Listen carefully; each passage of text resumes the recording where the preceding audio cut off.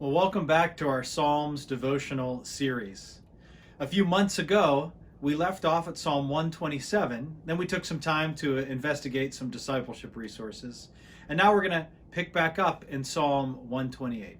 Now, Psalm 128 is a great one because it teaches us a bit about the nature of wisdom literature in the scriptures. Let's just dive right in and we'll take this text as it comes to us. It starts with these verses. Blessed are all those who fear the Lord, who walk in obedience to him. You will eat the fruit of your labor. Blessings and prosperity will be yours. Your wife will be like a fruitful vine within your house. Your children will be like olive shoots around your table. Yes, this will be the blessing for the man who fears the Lord. Now, for a long time, people have noticed that there are sections of the wisdom literature that make it feel like blessing simply flows from a life of obedience, uninterrupted and without exception. And yet our human experience begs to differ. Now, certainly none of us are perfectly obedient, but I know many work diligently to try to follow in the way of Jesus. And yet, peace and prosperity and success and blessing aren't the uniform experience of their lives. See, the wonderful thing about any scripture in the whole Bible is that it never needs to stand alone. In fact, that's a great interpretive error, is if you just read one verse and isolate it from the rest of the context. When we read a psalm like 128, we need not look that far back, just to Psalm 127, to see a balance to this verse. We read there that unless the Lord builds the house, the builders labor in vain. Unless the Lord watches over the city, the guards stand watch in vain. You can see that there is a tension in the scriptures where human effort and obedience is honored, and the general way or general result of obedience is blessing. And yet, things are not always blessing when we are obedient.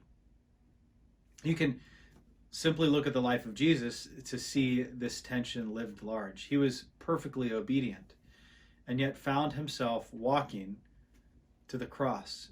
He faced persecution and hardship his entire life, and yet he was the beloved Son of God. And so what we find in this text is this general teaching that God values and deserves our obedience.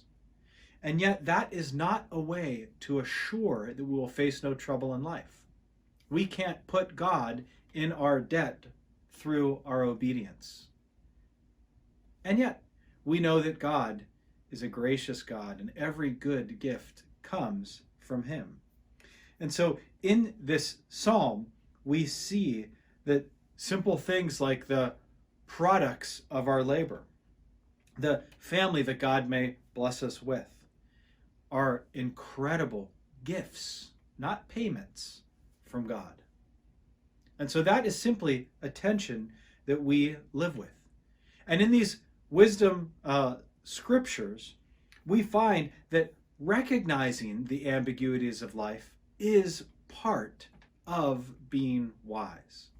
It's knowing that, again, God can't be made our debtor. We can't put God in our debt and expect that God will act exactly how we would like him to.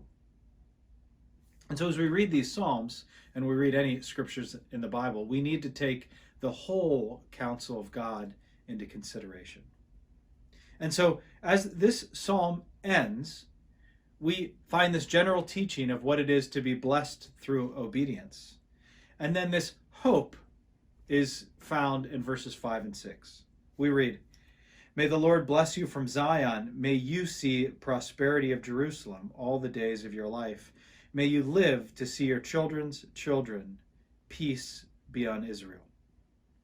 And so there is this hope that as we offer our lives obediently back to God, that we will see the blessing of the Lord, and that we may be a blessing to those around us. So my hope for you as you encounter this psalm is that you learn a bit about what it is to be someone who's wise, is to offer your life back to God in obedience, but recognizing that that does not make God our debtor, that he gives graciously and wisely and thoughtfully to us, and will be with us as the demands of life and the realities of the hardships we'll face, we will encounter with God's presence. So, great being with you this morning. We look forward to continuing and finishing out the Psalms here in the next few weeks.